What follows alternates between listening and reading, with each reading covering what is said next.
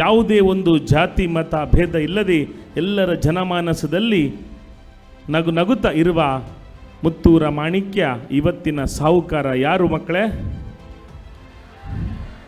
ನಿಮ್ಮ ಸುಮಂತಣ್ಣ.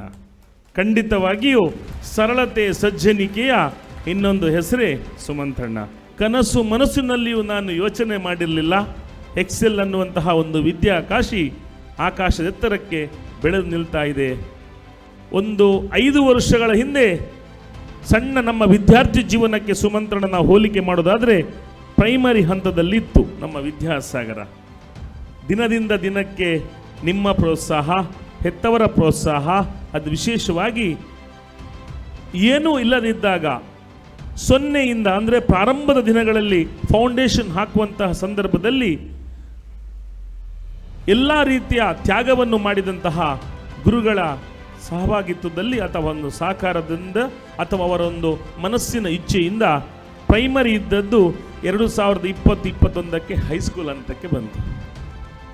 22-23ಕ್ಕೆ PUC ಹಂತಕ್ಕೆ ಬಂತು ಎಕ್ಸೆಲ್ ವಿದ್ಯಾಸಂಸ್ಥೆ.